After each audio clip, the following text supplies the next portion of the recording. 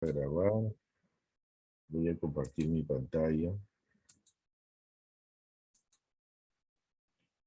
¿Se ve la pantalla? Sí, doctor. Ya. Entonces, este es lo opuesto, ¿no? Si en el caso de la clase pasada vimos los efectos beneficiosos, digamos, por la adición de un activo sobre otro, digamos, para mejorar, ¿no?, el efecto. En este caso, se usa, más que en muchos de los casos se usan como antídotos, ¿no?, esas interacciones antagónicas. Entonces, vamos a comenzar a definirlo. El antagonismo es la disminución, ¿no?, o anulación de la acción farmacológica de un fármaco por acción de otro. Cuando un fármaco interacciona con un receptor para inhibir la acción del agonista, ¿no? Y en ese caso la actividad intrínseca se convierte en cero, ¿no? Porque digamos, se contraponen las acciones de uno y otro, ¿no?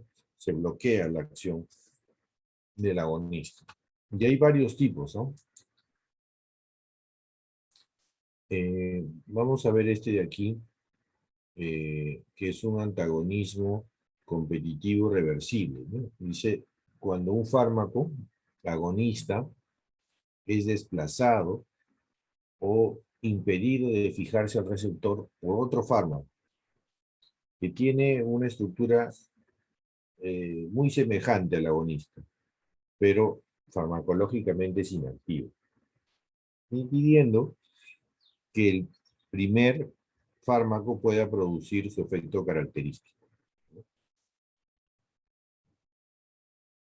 Si quisiéramos verlo acá en una gráfica, tendríamos algo como esto, ¿no?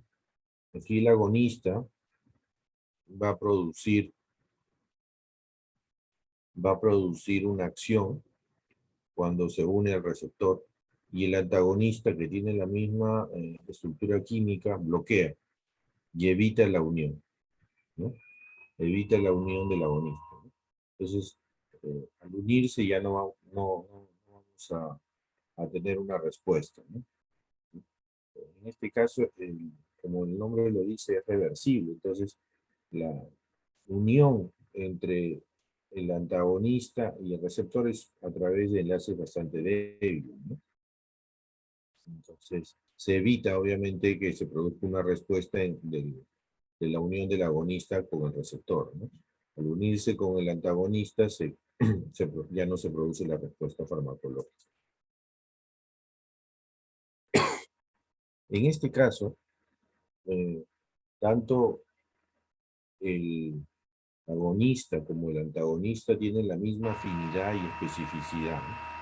Compiten por el mismo receptor, pero solo uno de ellos, el agonista, es el que tiene la actividad intrínseca. El antagonista no tiene actividad intrínseca. Una característica es que digamos, la unión a los receptores es saturable, ¿no?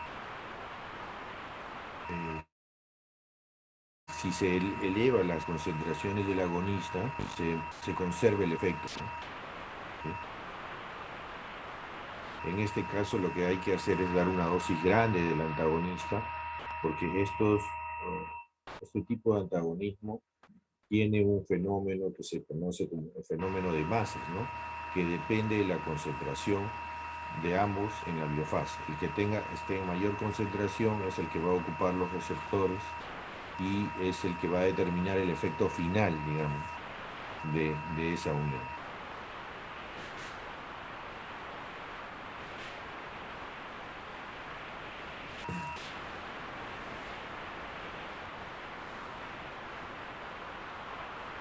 Aquí hay algunos ejemplos de ese tipo de unión, ¿no? Un antagonista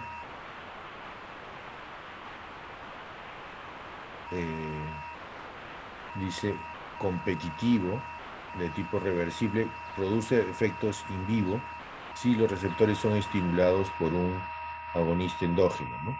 Por ejemplo, acá la acetilcolina con la atropina, ¿no?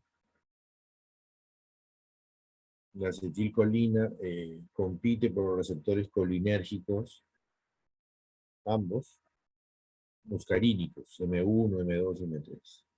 La adrenalina y el propranolol, ¿no? Compite por la unión a los receptores beta-adrenérgicos, beta 1, beta 2 y beta 3. Los antihistamínicos también, ¿no? En el caso de los antihistamínicos tipo clofenamina, ¿no? Compiten por digamos, los receptores ubicados a nivel de H1, ¿no? En el caso digamos, de alergias, etcétera, ¿no? Pero el caso más conocido probablemente sea este, ¿no? Del bloqueo, ¿no? De la acción de la acetilcolina y la atropina. Ahora, esto va a tener que ver con el tiempo también, ¿no? Cuanto más tiempo estén expuestos, más chance hay de revertir esa acción, ¿no? Aquí yo les traje un videíto. Ustedes han visto lo que pasa en los campos de cultivo, ¿no? En los campos de cultivo, cuando son grandes extensiones, digamos, se fumigan, ¿no? Y se fumigan generalmente con compuestos tóxicos, generalmente carbamatos, organofosforados, etcétera. Y algunas veces, no, muchas veces ha causado incidentes, ¿no? Uno de los más conocidos fue hace unos años, ¿no? Que regaron el insecticida cerca a un campo de azúcar, cerca a una escuela. Los vientos llevaron el insecticida justamente hacia la escuela y muchos niños terminaron con intoxicación por el insecticida, ¿no? Entonces, vamos a ver lo que sucede con eso. Voy a ver si puedo compartir ese video. Esperen un minutito.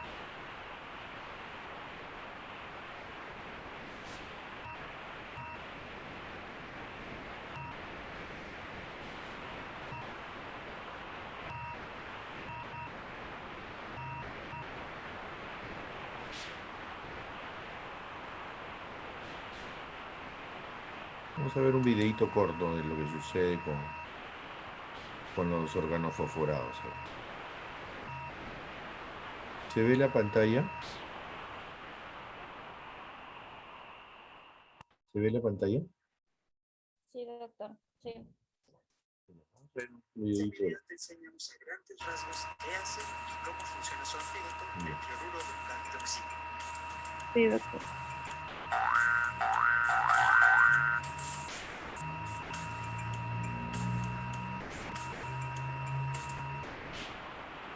Los insecticidas y plaguicidas organofosforados, por ejemplo el marapión o marapión, son compuestos químicos derivados del ácido fosfórico y tienen propiedades drásticas. Esto significa que impactan el ciclo de ser y se degradan y del nivel, causando que se drene. El efecto de estos tóxicos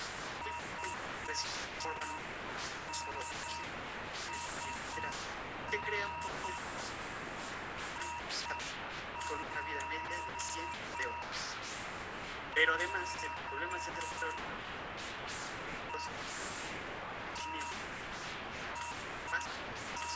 siendo algunos clases tomar otros más fuertes. Todo eso hace el efecto de sin por lo que el cuerpo los efectos, pero muchas veces el daño puede. Es cierto que normalmente los organismos además de que el cuerpo pero si un humano se expone repetidamente a una dosis suficiente, puede provocar varios problemas de envenenamiento. Cuando las dosis se altas, puede ser severo y causar la muerte, parálisis de los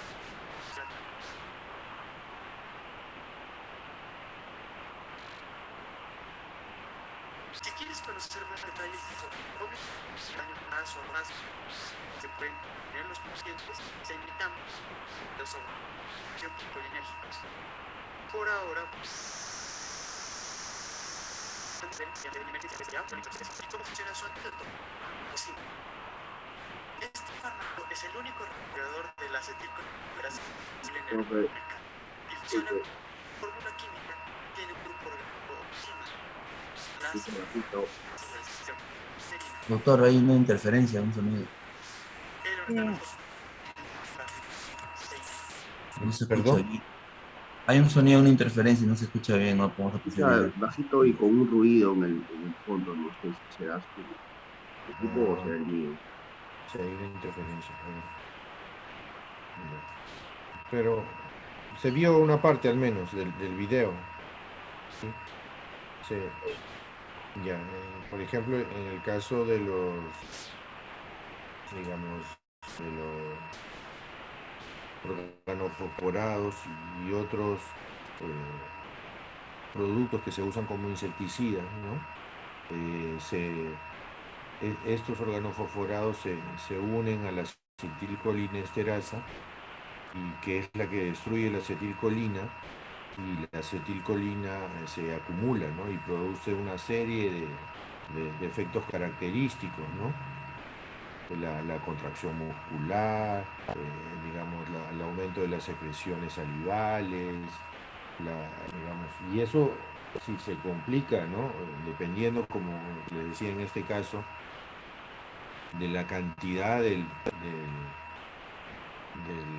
órgano fosforado, puede llevar a la muerte, ¿no? Entonces hay pocas horas, digamos, para actuar y para dar un antídoto, ¿no? En este caso, cuando se acumula la acetilcolina, el antídoto de elección es la atropina, ¿no? Y si ya, digamos, la intoxicación es mayor, se usan otro tipo de antídotos como la ralidoxina, ¿no?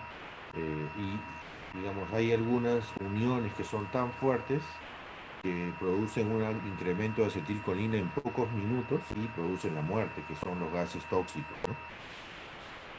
Pero en este caso de las intoxicaciones por organofosforados, eh, que se da por un aumento sobre todo de la acetilcolina, ¿no?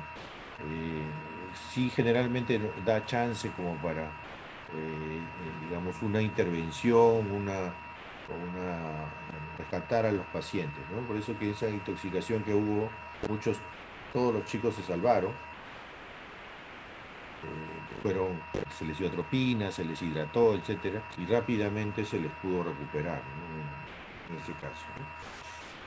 Entonces, este es reversible, ¿sí? Hay chance digamos, de revertir los efectos del antagonista. Ahora vamos a ver otros donde sí ya no hay mucha chance de hacer mucho, ¿no? Que es el antagonismo competitivo irreversible, ¿no? Dice que es cuando una droga antagonista se une de manera irreversible al receptor del agonista, impidiendo que este último se una al receptor para producir su efecto farmacológico, ¿no? Aquí, por ejemplo, el agonista ya no se une y es el antagonista digamos, que se une al receptor en un enlace tan fuerte que ya digamos, no va a producir una respuesta, ¿no? Hay un bloqueo completo, digamos, de la acción. En este caso, ambos tienen la misma afinidad y especificidad por receptor, pero solo A tiene la actividad intrínseca. El antagonista se une al receptor por medio de enlaces covalentes, que son enlaces fuertes, ¿no? Y aquí no se cumple la ley de masas, es decir, si yo agrego más agonista, puedo lograr, digamos, revertir la acción. No, ya no hay, digamos, marcha atrás, ¿no? A veces hay receptores de reserva, ¿no? Que pueden disminuir la acción del antagonista, para que no ocurra un efecto máximo también, ¿no? pero digamos, en este caso ya, digamos, esa unión fármaco con el antagonista es irreversible, ¿no? Ahí, por ejemplo, tenemos adrenalina, fenoxibensamina, ¿no? Que es el ejemplo más característico, ¿no? Ahí ya no hay, digamos, eh, posibilidad de revertir esa unión.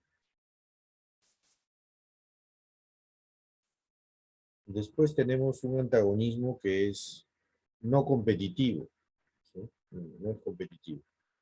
Dice, dos fármacos tienen estructura química diferente, ¿no? A diferencia de lo que acabamos de ver, ¿no? En los dos casos anteriores, ambos tenían estructuras químicas similares. En estos, en el no competitivo, tienen estructuras químicas diferentes, ¿no? Ocupan receptores diferentes que van a producir efectos opuestos que tienden a anularse uno al otro. Veamos un ejemplo. Pues el agonista A se une sobre un receptor y el enlace es débil, ¿no? Y produce una respuesta, digamos, de estimulación. El otro agonista se une a otro receptor diferente, también a través de un enlace débil, y produce una respuesta, ya no de estimulación, sino de depresión. Entonces, ambos efectos son los que se van a anular. En este caso, lo que se anulan son los efectos farmacológicos que se producen luego de la unión a diferentes receptores, tanto del agonista A como del agonista B. ¿Sí? En este caso, tanto el agonista A como el agonista B tienen distinta afinidad, ¿no? O sea, actúan sobre receptores diferentes y tienen estructura química también diferente. Provocan en sus respectivos receptores un efecto que son opuestos, ¿no? Esto es lo que se conoce como un antagonismo de tipo fisiológico. ¿Por qué? Porque aquí lo que se antepone son los efectos, o sea, y el producto de la unión.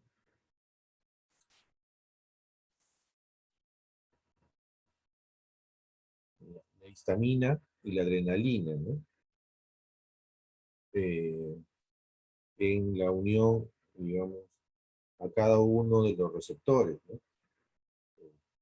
La adrenalina, los receptores alfa, ¿no? Puede producir vasoconstricción, ¿no? En cambio, la histamina más bien produce vasodilatación, ¿no? La persona, entonces se unen a diferentes receptores y lo que se contraponen son los efectos, ¿no? La cafeína y el alcohol, ¿no? Igual, ¿no? El alcohol es un depresor que actúa sobre los receptores GABA y la cafeína más bien es un estimulante, ¿no? Entonces, tienen efectos contrarios sobre el sistema nervioso central. La, la acetilcolina y la noradrenalina sobre la presión arterial, ¿no? La acetilcolina disminuye la presión, la noradrenalina más bien la eleva. Y así, en este caso, lo que se van a contraponer son los efectos, ¿no?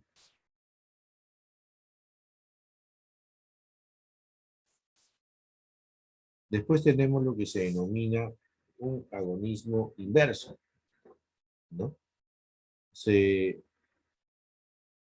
produce cuando dos agonistas actúan sobre un mismo receptor. En el caso anterior, actuaban sobre receptores diferentes. En este caso, actúan sobre el mismo receptor. Lo activan de manera diferente y producen efectos contrarios, ¿no? El primer fármaco se denomina agonista y el que produce el efecto contrario se lo conoce como agonista inverso, ¿no?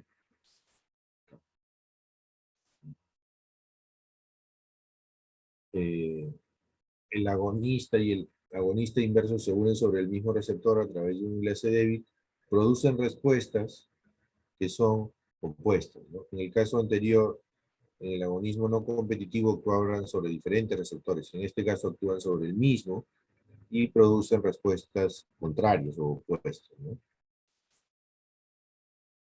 Por ejemplo, las benzodiazepinas y las beta-carbolinas, ¿no? ambos actúan sobre los receptores GABA. En el caso de las benzodiazepinas, digamos, tienen una afinidad por el receptor GABA, van a producir efectos depresores, y en cambio las beta-carbolinas, un efecto más bien estimulante, ¿no? Contrario. Entonces, pero ambos se unen sobre el mismo receptor, los receptores GABA. ¿Sí? Ahora, en el caso de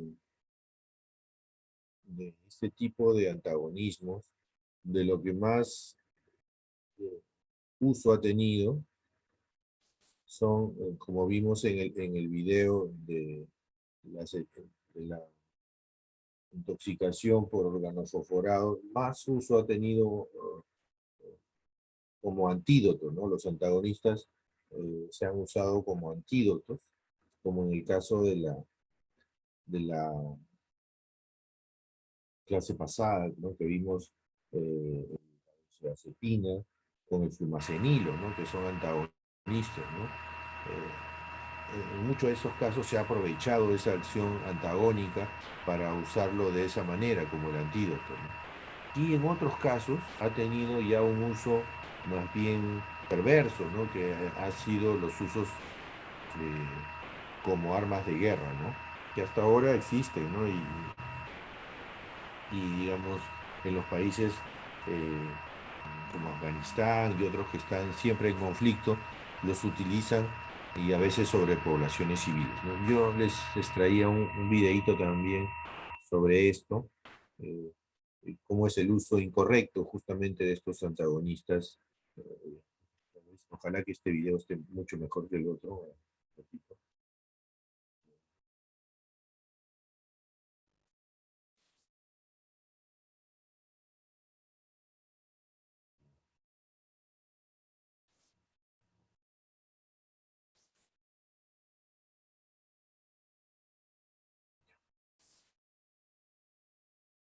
Este vendría a ser un antagonismo irreversible, ¿no? En este caso.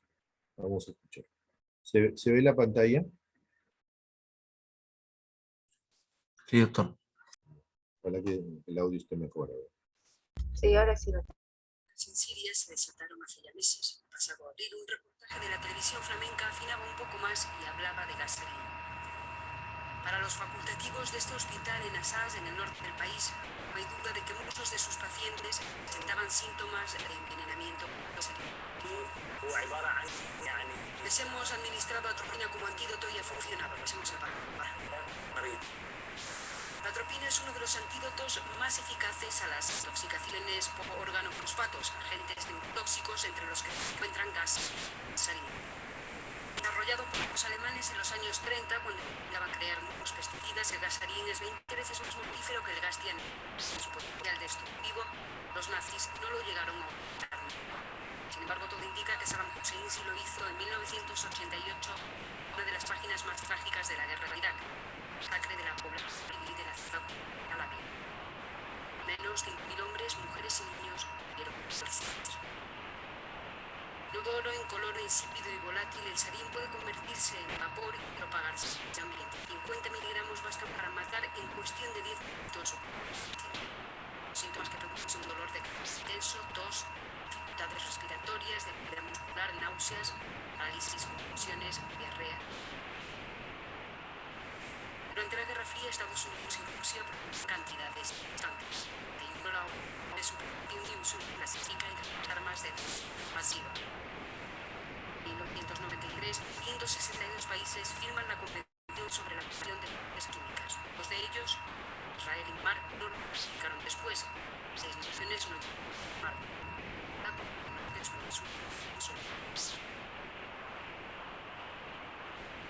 Hasta ahora el ataque más espectacular con gasarín se produjo en el 95 en el metro de Tokio a manos de la secta Verdad Suprema. Personas murieron, 1.500 resultaron heridas. El balance de víctimas mortales fue relativamente bajo debido a la mala calidad del producto. Los países secundarios de la Comunidad se dieron a destruir sus reservas. Las grandes potencias como Estados Unidos y Rusia cumplieron lo establecido. Se ignora cuántas toneladas de gas se circularon.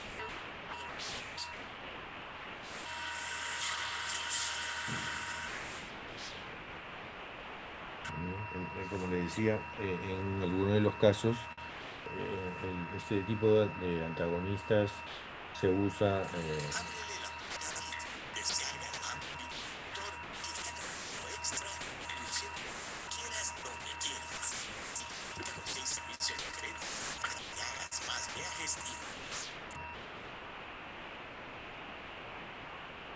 como le decía, este tipo digamos, de productos antagonistas tiene efectos industriales y algunas veces efectos, o sea, tiene usos industriales como en el caso de los carbamatos, los organofosforados, ¿no? Que son productos que se usan en la agricultura y otras veces tienen usos bélicos, ¿no? Como en el caso de estos productos que se usan como gases, ¿no? En situaciones de guerra, ¿no? Eh, y el antídoto siempre va a funcionar, como les decía, la ralidoxima, la atropina, que se usan como antídotos, siempre van a funcionar, digamos, si la acción o la intervención es rápida, ¿no? Cuanto más tiempo pase, obviamente ya es más complicado revertir los efectos de este tipo de antagonismo. Bien, ¿alguna consulta, alguna duda con respecto a los antagonistas y a los mecanismos y a los tipos que existen?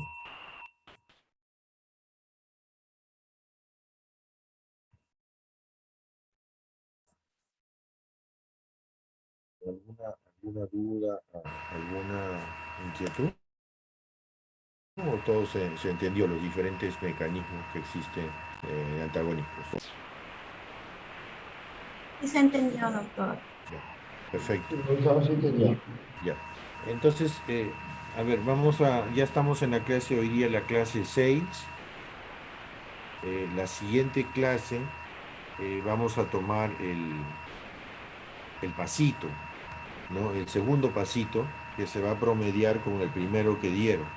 Algunos no lo dieron, entonces igual tiene chance de promediar con, con la nota anterior y obviamente no sacar una nota tan baja en la parte de conocimiento. Ya en la clase pasada terminaron de exponer, creo, todos los grupos y hoy día sí me gustaría escucharlos a todos en el seminario número 2 sobre los citocromos que hemos dejado como tarea para el día de hoy. Entonces vamos a comenzar un poquito antes la parte práctica para poder escucharlos a todos los grupos y digamos, con la presentación de hoy día estamos cerrando las notas de práctica. Yo debo la próxima semana ya comenzar a pasarlo, las calificaciones de las presentaciones que ustedes han hecho. Yo he tomado nota de cada uno de los grupos, de cada una de las presentaciones. Y solamente nos quedaría ver la clase número 7, que es la clase de la siguiente semana, y el pasito que vamos a tomar de las clases 4, 5 y 6, que es la clase de hoy día. Entonces, vamos entonces a comenzar con la presentación de lo asignado. Vamos a ir con el grupo número 1 para que nos pueda hacer su presentación. ¿Sí? No sé quién del grupo 1 ya va a presentar para darle la opción de presentador, ¿no?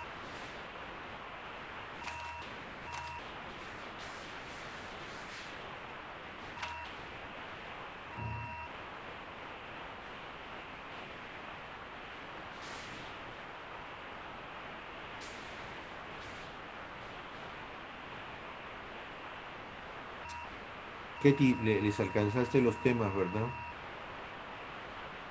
A los grupos.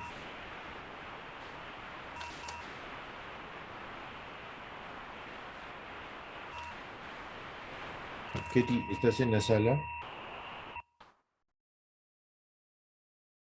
Porque no está. La delegada les alcanzó los temas, ¿verdad? Para la práctica de hoy día. Doctor, buenos días. Ketty, sí, ¿qué Sí, pasa? sí, sí, sí, doctor, sí les envié a mis compañeros. Ya, ya. Entonces, vamos con el grupo Doctor, uno. no sé si capaz están preparándose recién, no sé si nos puede dar 5 minutos adicional, como Ya, break, descanso, por favor. ya. Entonces, no ir al descanso, pero sí les puedo dar 5 minutos para que cada grupo ya lo tenga listo y lo pueda compartir. Tenemos que ir igual, en todo caso, del 1 al 8, porque los temas son correlativos, ¿no? No podemos hacer como en otros casos, ir al grupo 5, 6, etcétera, porque en este caso todos los temas son correlativos. ¿Quiénes son los del grupo 1?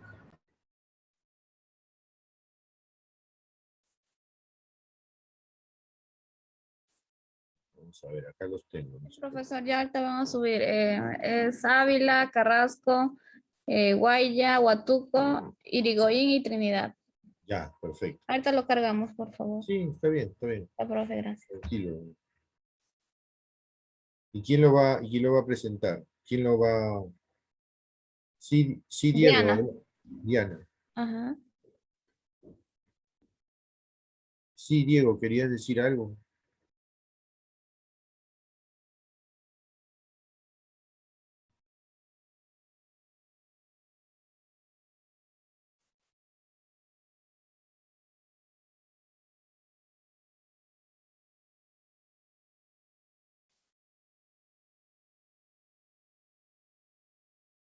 Ya, Diego, tú vas a compartir, entonces. Ya. Un minutito, Diego.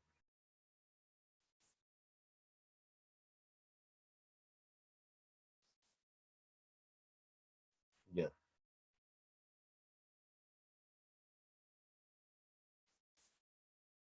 ya. Ya, Diego, puedes compartirlo si deseas.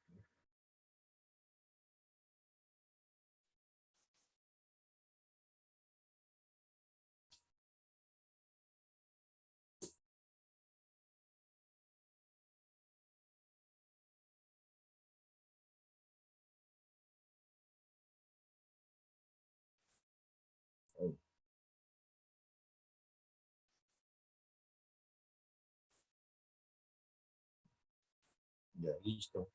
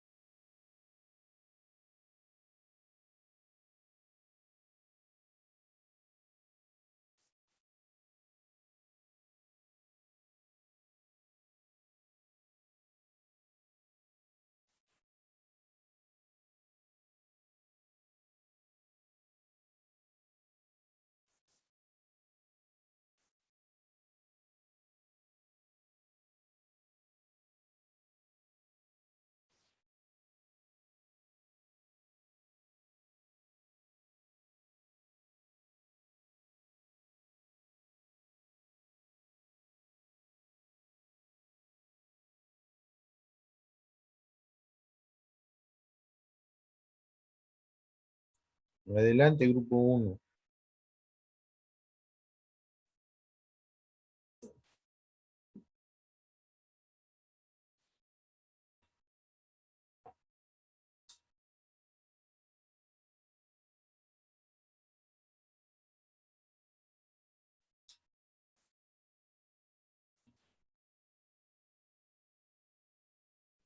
Sí, profe, está cargando. Dice que está un poquito lento ahorita.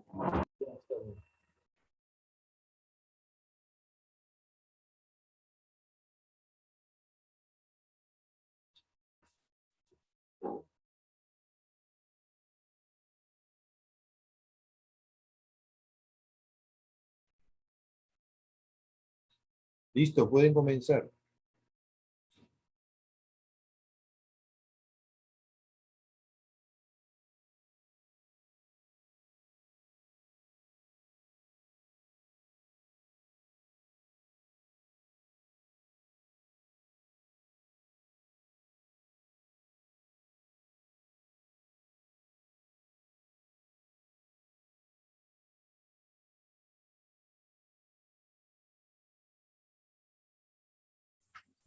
Profesor, buenos días, compañeros, buenos días. Sí, en esta oportunidad nos vamos a exponer sobre interacciones, biotransformación de fármacos.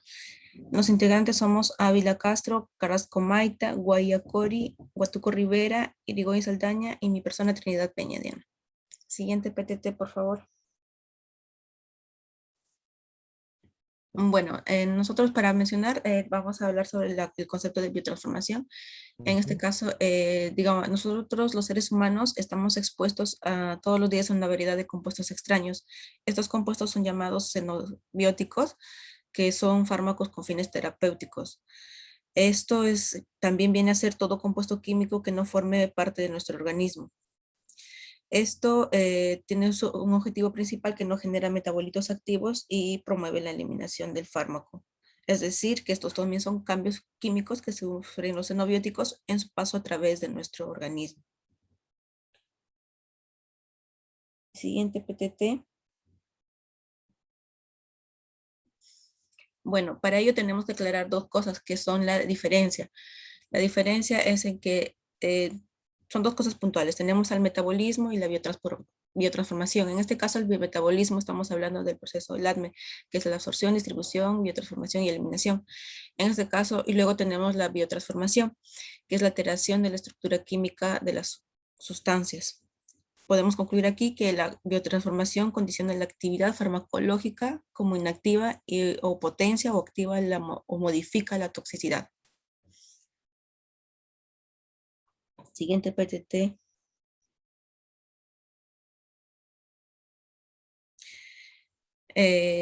Tenemos 4 cosas puntuales que tenemos que mencionar a través de la biotransformación, que es el metabolismo del fármaco a sustancias menos activas y más ionizadas.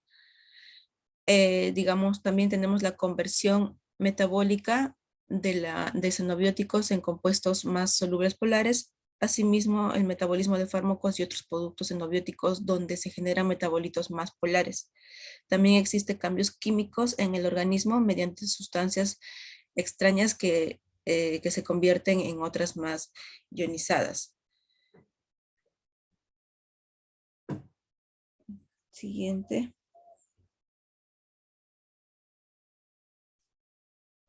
Para continuar con la exposición, biotransformación de medicamentos, también son cambios químicos de las sustancias extrañas que sufren en el organismo. ¿Puedes hablar un poco más alto porque se te escucha muy bajo? Ok, doctor. ¿Ahí me escucha? Sí, si pudieras Ok. mejorar eso, mejor todavía. La biotransformación de medicamentos son cambios químicos de las sustancias extrañas, sufren en el organismo para poder eliminarse mejor, dice, se llevan a cabo fundamentalmente en el hígado, aunque también pueden producirse en otros tejidos del cuerpo. Se produce de forma secuencial en 2 fases. En la primera fase se dan las reacciones de funcionalización, las cuales abarcan la oxidación, reducción e hidrólisis, y en la segunda fase se producen las reacciones de conjugación o síntesis. Siguiente. Como mencioné anteriormente, ¿dónde se produce en el hígado? ¿Dónde se produce? Principalmente en el hígado. En el hígado se van a dar las reacciones de fase 1 y 2. Después seguido podremos decir que es el plasma, donde se produce la hidrólisis, la colinesterasas, en el intestino y los pulmones, y también otros órganos. Las fases del metabolismo, que generalmente se van a dar en el hígado, son la fase 1 y la fase 2. En la fase 1 se va un incremento de la polaridad de los metabolitos activos e inactivos de los profármacos. Y en la fase 2 se van a dar están los enlaces covalentes con moléculas endógenas conjugadas con un peso molecular grande inactivo y la eliminación renal o biliar. Siguiente. Acá, por ejemplo, este es un ejemplo de la biotransformación de los fármacos. Como mencioné anteriormente, la principal órgano donde se da la biotransformación es el hígado, pero también hay otros, otros órganos. Este es un proceso específico mediado por enzimas. Son de manera unidireccionales. Ahora, es un sistema de detoxificación localizado donde riñón, intestino, hígado y otros tejidos. Se considera un mecanismo de defensa. Transforma fármacos lipofílicos a moléculas hidrofílicas, lo que va a facilitar su eliminación a través de la orina, la bilis. Se clasifica en la fase 1 y la fase 2, como ya sabemos que se van a dar en el hígado. Suceden simultáneamente, son complementarias y pueden ser independientes. Este proceso requiere energía. Proceso general de biotransformación de fármacos. Se dan en intestino, pulmones, piel y riñón, siguen en importancia, pero el más importante en este caso vendría a ser el hígado. Por la capacidad de sintetizar o metabolizar xenobióticos. También contribuyen en este proceso de biotransformación los microorganismos que colonizan el tracto intestinal. Siguiente. Acá algunos factores que condicionan también el metabolismo. También están los factores biológicos, genéticos, patológicos y farmacológicos. Fisiológicos también vendría a ser la especie, la edad, la raza. En los factores genéticos, las alteraciones de enzimas metabolizadas. Los patológicos es la hepatotoxicidad. Los farmacológicos tenemos la inhibición enzimática y la inducción enzimática. Siguiente. Ya que como mencionábamos algunos órganos que también se encargan de lo que es la biotransformación, en este caso acá tenemos alguna lista de medicamentos, el tubo digestivo, está la eritromicina, la penicilina G, la insulina, aminoácidos. En el hígado podemos ver la penazocina, la morfina, la mepiridina, en el hígado, disculpe, en el intestino, la dicloporina, la insulina, el clonazepam, en la sangre, la acetilcolina, la succisicolina, la procaína, en el riñón, los aminoglucósidos, la digoxina, los diuréticos.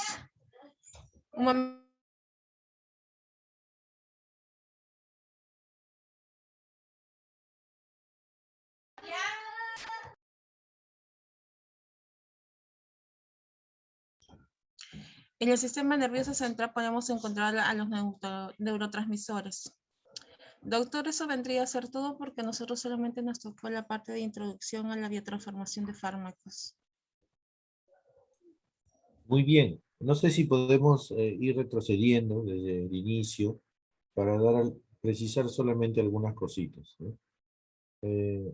Sí, muy bien. Avanza una más, por favor. Una más, por favor. Ya. En este caso, la biotransformación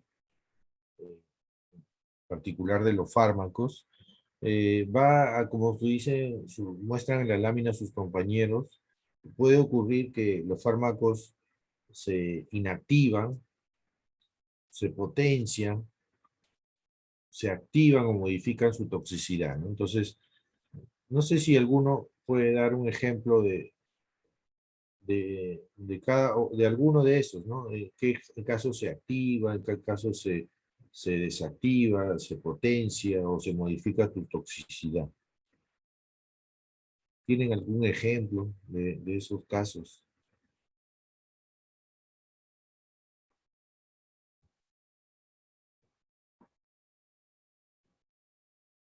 Alguno del grupo 1.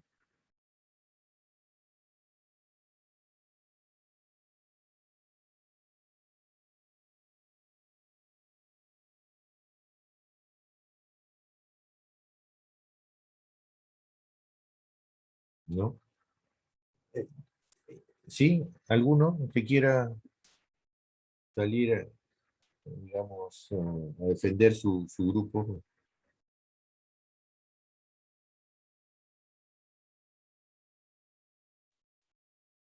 A ver, por ejemplo, ¿qué pasa con el enalapril? El enalapril es una prodroga, ¿verdad? Se va a activar y se va a convertir en un fármaco activo, que es Enalaprilato. el enalaprilat, ¿no? Exacto, exacto. La codeína se hidroxila y se convierte en morfina. En ese caso se potencia, ¿no? Porque la codeína es un opioide, ¿no? Y al convertirse en morfina, por reacciones enzimáticas, obviamente su actividad se hace mucho más potente. Entonces, los diferentes mecanismos tienden a inactivar en muchos de los casos, en la mayor parte de los casos, en otros casos tienden a potenciar o modificar la toxicidad, ¿no? En el caso del paracetamol, que sufre reacciones tanto de fase 1 como de fase 2, y convierte, y en ese proceso de conversión va a producir ciertos compuestos que son hepatotóxicos, ¿no? Es por eso que el paracetamol, eh, digamos, no se recomienda un uso continuo, porque puede destruir los hepatocitos por la producción de estos metabolitos tóxicos. Entonces, eso es importante conocer, ¿no? Que el camino que sigue la biotransformación es diferente, ¿no? En algunos casos activa, en otros casos potencia, en otros casos desactiva el efecto, o en algunos casos, durante el proceso de transformación, produce toxicidad, ¿no? Por la generación de metabolitos tóxicos. Vamos con la siguiente. Bueno, en la siguiente, por favor. La siguiente. La biotransformación, a veces la pensamos que solamente el hígado lo realiza, pero en realidad muchos otros órganos, el intestino, el riñón, la piel, etcétera, producen biotransformación de facto, ¿no? Y eso es importante porque a través de las diferentes, digamos, eh, vías metabólicas es como finalmente los fármacos se eliminan, ¿no? Vamos con la siguiente. Ya, ahí. Eh, ¿Cuál es el camino que siguen los fármacos para todo el grupo? Una vez que yo los ingiero, pasan por fase 1, luego por fase 2 y se eliminan. ¿Cómo es el mecanismo? No sé si alguno quisiera explicar. El mecanismo del ADME, profesor. Ya, pero ¿cómo sucede? Liberación, absorción, el Ya, metabolismo y al final se va a dar la excreción, lo que acaba de preguntar. ya. No, pero en cuanto a las fases, a lo que yo me refiero. ¿Pasan primero por fase 1, fase 2 y luego se eliminan? ¿Esa es la ruta? No.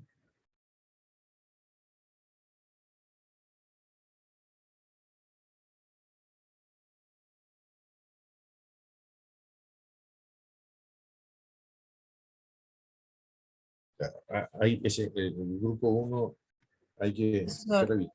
Sí, digo. en el, ¿cómo se llama? En el caso de la, digamos, en la fase 1, por ejemplo, los medicamentos pueden, digamos, se pueden, puede haber una diseminación o una hidroxilación, una exposidación. Ujú. eh, También puede haber, y todo eso, va a dar a un metabolito, ya sea polar o, digamos, o sea, puede ser más polar o también más reactivo. De acuerdo Ujú. a ello, recién, digamos, va a pasar a lo que es a la fase 2. En la fase 2 ya lo que es, va a haber un proceso de glucoronidación o también lo que es la glucosidación, la acetilación, la sulfatación. Ujú. En todo ello, dependiendo del metabolito que se vaya a formar, puede ser citotóxico o también puede ser la fase donde se pueda eliminar o perdón, dexosificación. Ujú. Diego, ¿tú querías decir algo? Adelante, Diego. ¿No? No, Bueno, profesor, es parte del grupo nada más. sí, Diego. No, profesor, Ahí, ajá. Te que vi tu mano levantada en el chat. Bueno, es correcto lo que dice su compañera, ¿no? Las reacciones de fase 1 comprenden la oxidación, la hidrólisis, eh, y las de fase 2 la glucuronidación, sulfatación, acetilación, etc. pero en realidad cuando un fármaco ingresa al organismo, no necesariamente sigue ese camino, ¿no? O sea, pasa por fase 1, fase 2 y luego se elimina, sino hay medicamentos que solamente sufren reacciones de fase 1 y se eliminan. Hay otros que producen fase 2, luego fase 1 y luego se eliminan. Hay otros que ni pasan ninguna fase y se eliminan directamente. Entonces, el mecanismo que siguen los fármacos, si bien es cierto, el principal es que ingrese el fármaco, sufre unas reacciones como oxidación, ¿no?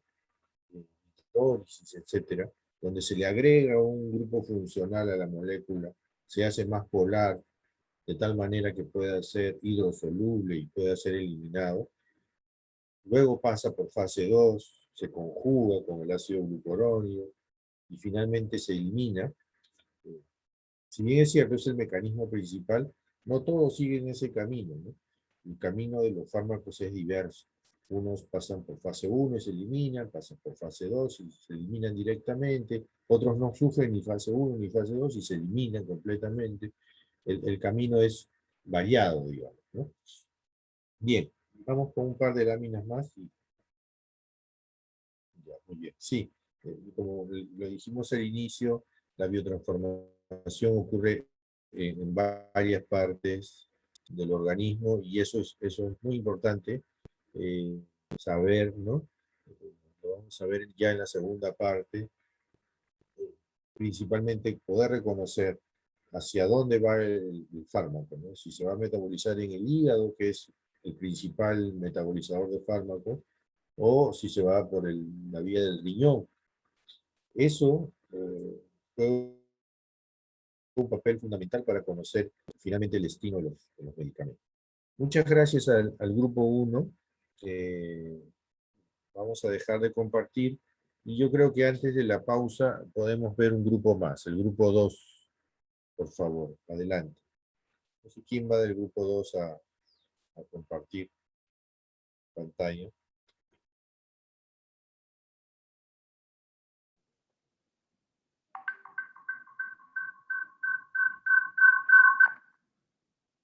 George, ¿tú vas a compartir? Sí, profesor. ¿Dónde estás? Adelante. Un ratito, profesor.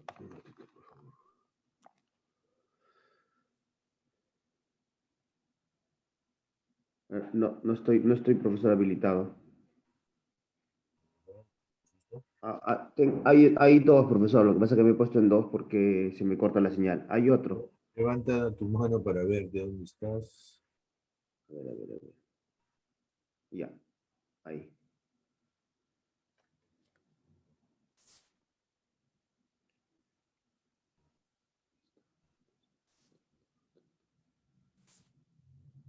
Listo, George. Adelante.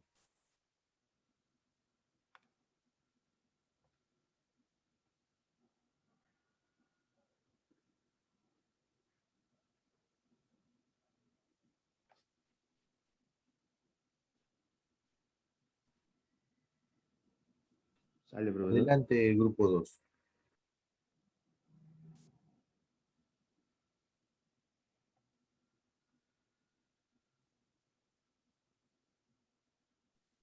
Ya.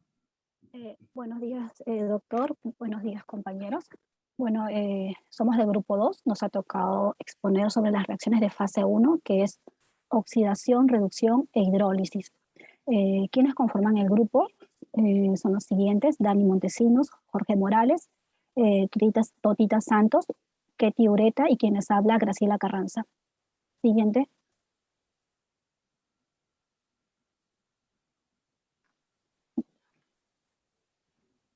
Ya, a ver. Ya, para empezar primero un pequeño preámbulo. Bueno, ¿qué es la vía transformación de los fármacos? Suele llevarse en dos fases, que es la reacción de fase 1 y también la reacción de fase 2.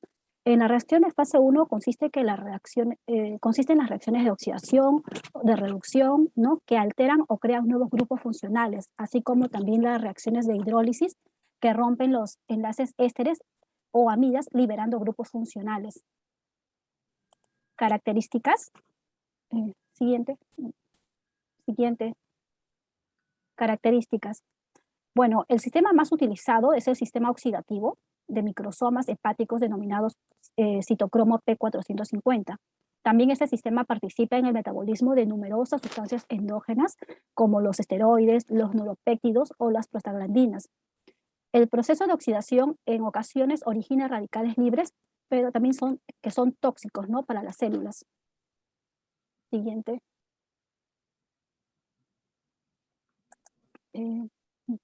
Ya, a ver, voy a hablar sobre las reacciones de reducción, ¿ya? Bueno, este proceso es menos común que la de oxidación, ¿no? Y conduce con frecuencia a la formación de metabolitos activos, que quiere decir que se producen en el organismo por la biotransformación, ¿no?, de un medicamento y sí tienen propiedades farmacológicas.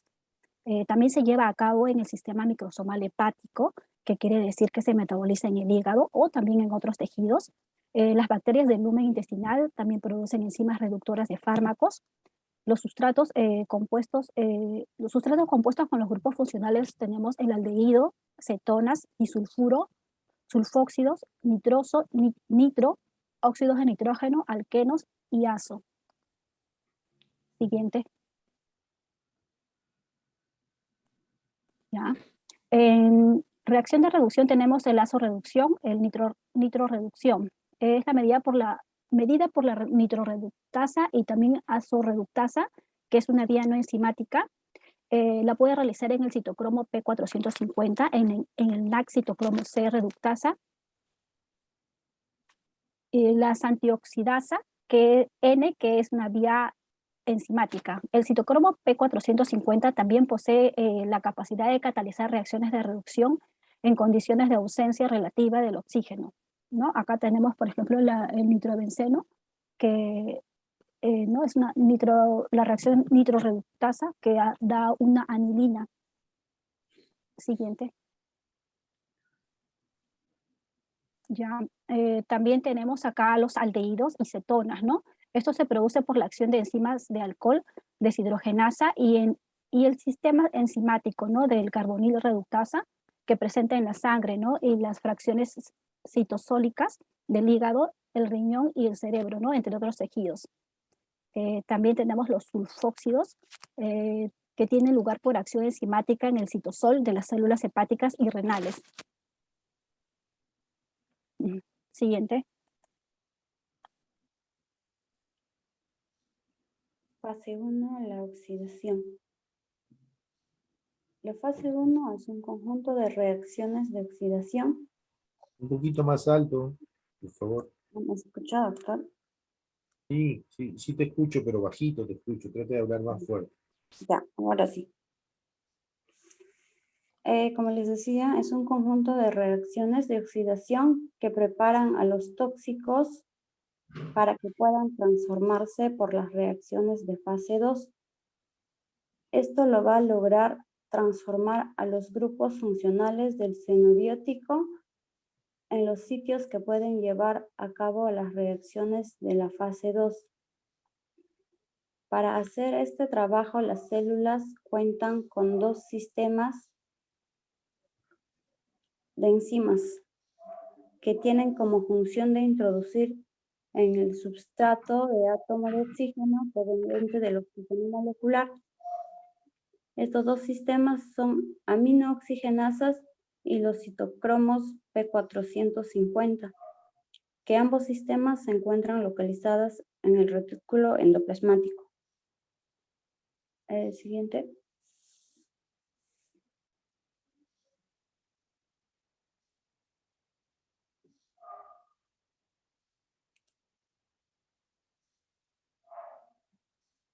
Esa parte me toca a mí. Bueno, la oxidación es un proceso irreversible.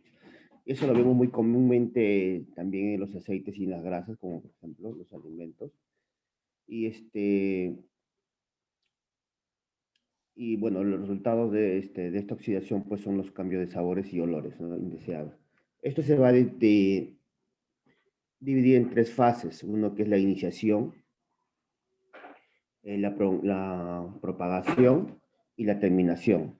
En la iniciación, pues la presencia de factores externos como la luz, la temperatura y la presencia de iones metálicos, esto va a generar una inestabilidad en las saturaciones de los ácidos grasos, como por ejemplo va a haber una conexión de los dobles enlaces y triples enlaces, ¿no? En los carbonos. Esta inestabilidad se va a romper, va a romper la insaturación y por lo tanto va a formar un radical libre. La otra fase que es la propagación. Esto en presencia del oxígeno, los radicales libres van a formar compuestos primarios de oxidación llamados peróxidos e hidroperóxidos, ¿no? Esta fase es conocida como propagación. Dice que cuanto mayor un consumo de oxígeno, se va a haber mayor transformación de peróxido y nuevos radicales libres, ¿no? En la fase de la terminación, estos compuestos primarios, que son que es el peróxido y el hidroperóxido, son moléculas muy inestables, que se van a degradar fácilmente en aldehídos, cetonas, alcohol, entre otros, ¿no? Generalmente en esta fase se van a generar pues, los aromas y los sabores desagradables en los alimentos también. Le doy paso a mi compañero Dani.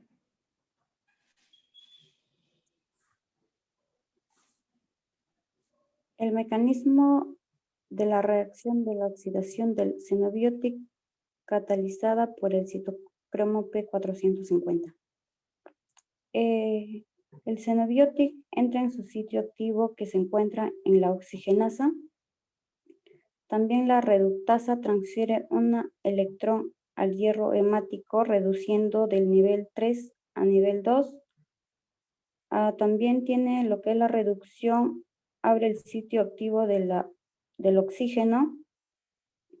Y por último, el oxígeno entra a su sitio activo y oxidasa al xenobiótico que se encuentra en la superficie de la enzima, transfiriéndole uno de los átomos del oxígeno.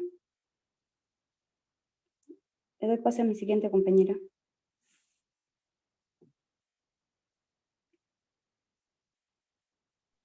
Bueno, continuando con la exposición, tenemos las reacciones de metabolismo, las reacciones oxidativas microsómicas. Bueno, tenemos la hidroxilación alifática. Bueno, la reacción de fusión produce un alcohol luego que luego puede pasar a ser un aldehído, como por ejemplo tenemos al pentobarbital, que es un anticonvulsionante. Bueno, por hidroxilación aromática tenemos la formación del fenol. Ejemplo, el propanolol, que es un antihipertensivo. Bueno, después tenemos la desalquilación, que se retiran los radicales alquilos unidos al oxígeno o al azufre o al nitrógeno, como por ejemplo el del oxígeno desalquilando de la codeína. Siguiente diapositiva, por favor. Bueno, tenemos también otro punto que es la sulfooxidación. Cuando se introduce un oxígeno en el radical tioéter, formándose el correspondiente sulfoóxido. Como por ejemplo tenemos la cloropromacina, que es un antipsicótico. Bueno, por otro punto también tenemos la desulfuración, que consiste en retrocede, por favor. Retrocede. No, retrocede. No, compañero, ¿quién retrocede en la otra? Ya, ahí, está bien, gracias. Bueno, por otro punto tenemos la desulfuración, que consiste en la sustitución del azufre por el oxígeno. Un ejemplo, tenemos al paratión, que es un tipo de insecticida poco tóxico, o al paraoxón, que es uno muy tóxico. Ahí lo podemos ver en la molécula, en la estructura química.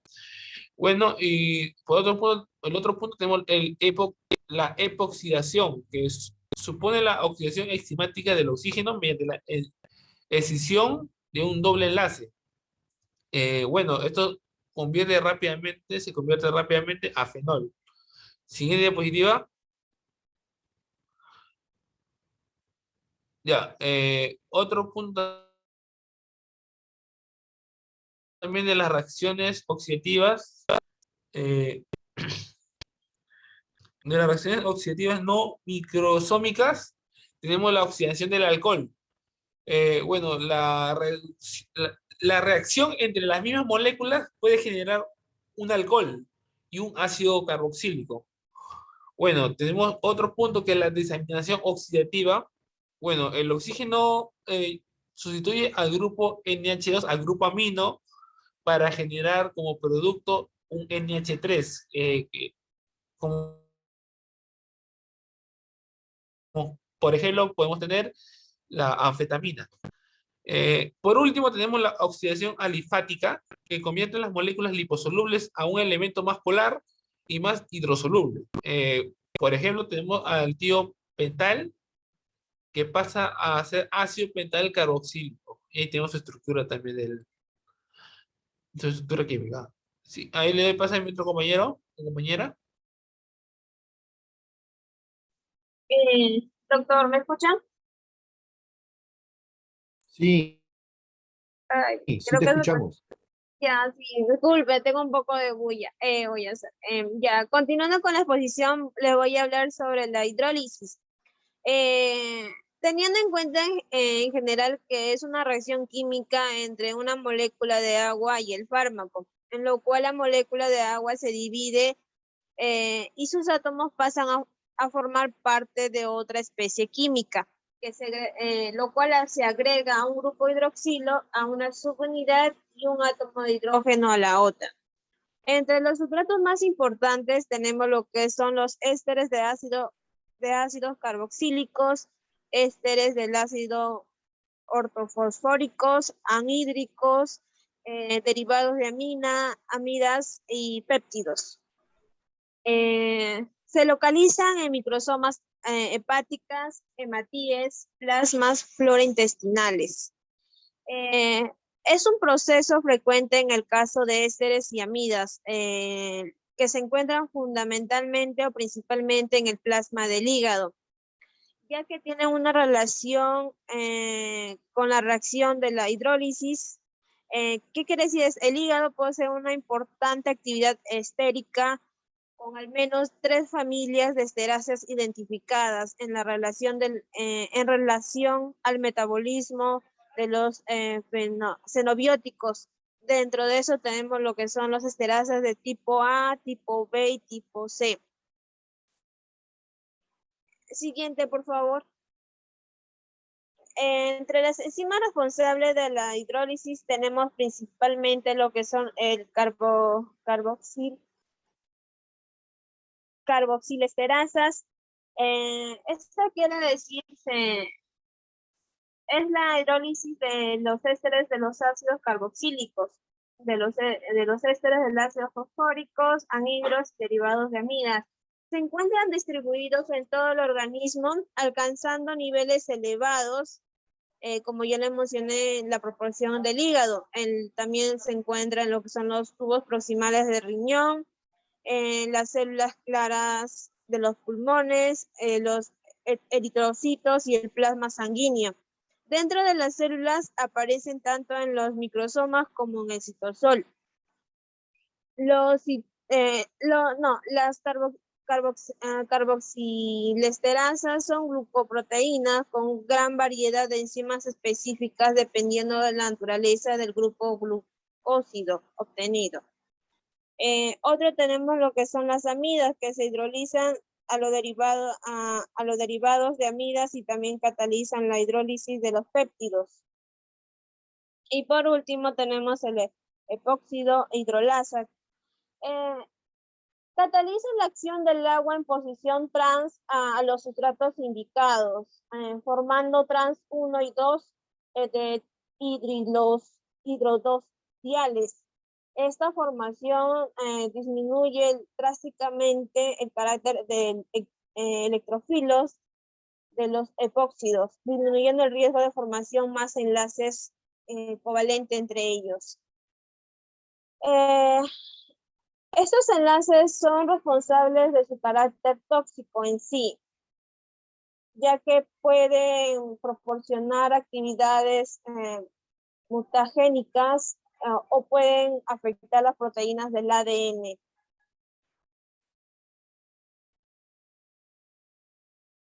Gracias, eso sería todo. Muchas gracias. Si regresamos a las primeras diapositivas. Antes de que corte.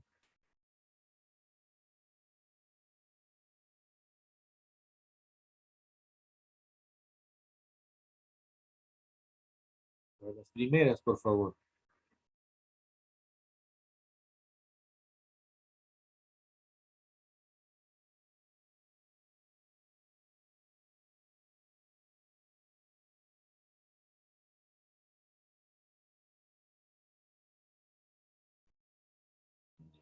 Entonces, dentro de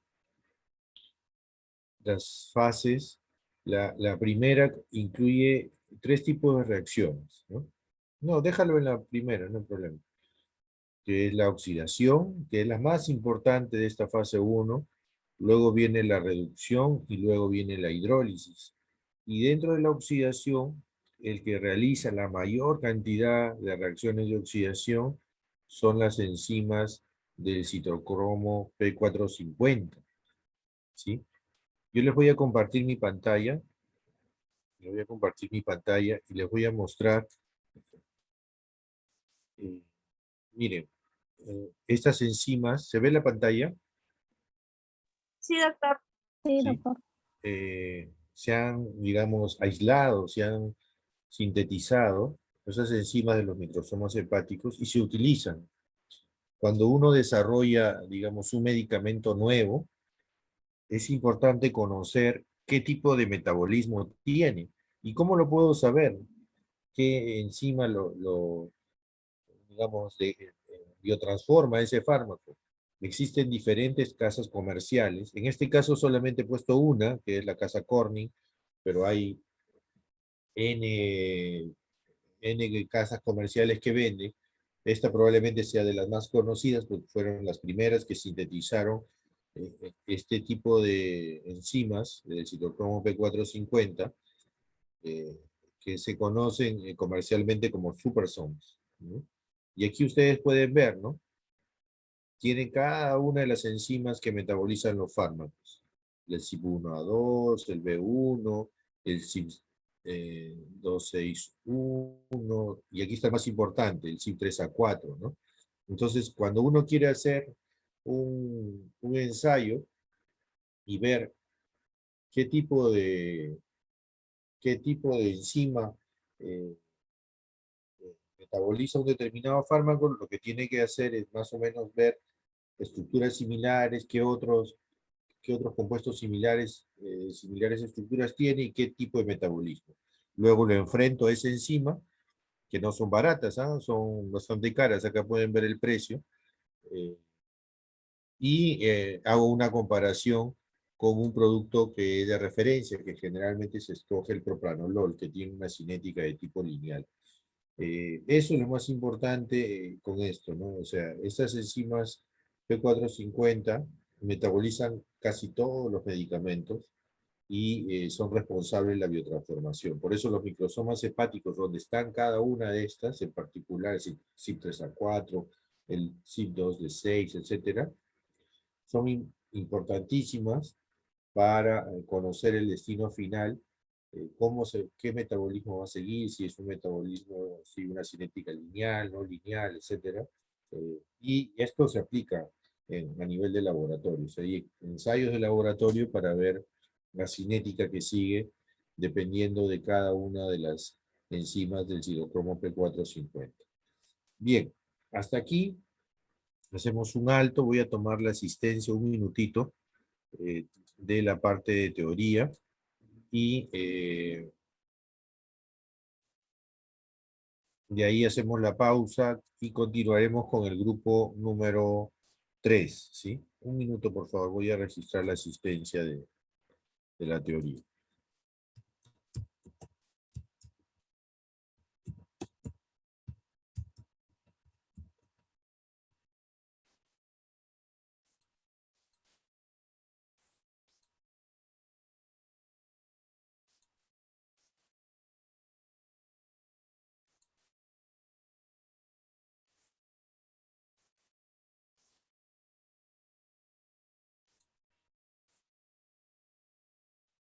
Ya. Arango, Presente, profesor. Asensio, Ávila. Doctor Asensio. Presente Ávila, doctor. Ya. ¿Asensio está? Sí, profesor Asensio, presente. Benito, Presente, doctor. Calderón Acosta. Presente, doctor. Buenos días. Buenos días. Calderón Ichpas, Presente, profesor. Buenos días. Calle, Buenos días, profesor, presente. Carranza, Presente, doctor Carranza. Carrasco, Presente, doctor Carrasco. Castro, Presente, doctor Castro. Cerdán, Presente, doctor, buen día. Chagua, Presente, doctor, buenos días. Chapoñán, Presente, profesor. Chiara,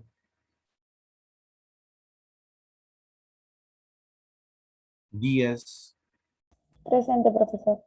Flores, Presente, doctor. Genaro, Presente, doctor, buenos días. buenos días. Gianotti, Huamán, Presente, doctor, buenos días. buenos días. Huatuco, Presente, doctor, buen día.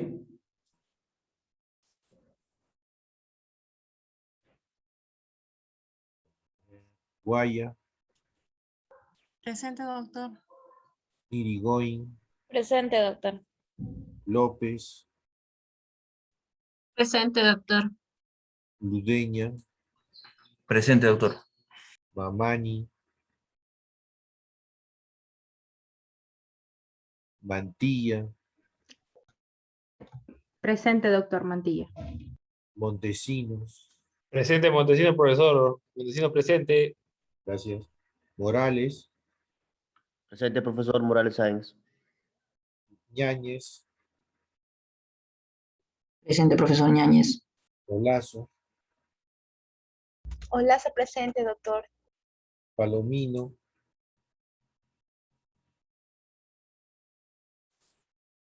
Rojas, Presente, profesor. Buenos días, Rojas. Romero, Presente, doctor. Santos, Presente, doctor. Susaníbal, Presente, doctor. Tapia, Presente, doctor. Tello, Presente, profesor Tello. Trinidad, Presente, profesor Trinidad. Ureta, Presente, doctor Ureta. Vázquez, Presente, doctor. Vera, Presente, doctor. Villanueva Presente, doctor. y Ceballos. Presente, doctor. Ya voy a ver quiénes no han respondido, a ver si están. Chara, ¿está? Presente, profesor. Ya. Gianotti, Mamani, Buenos días, doctor. Mamani presente. y Palomino.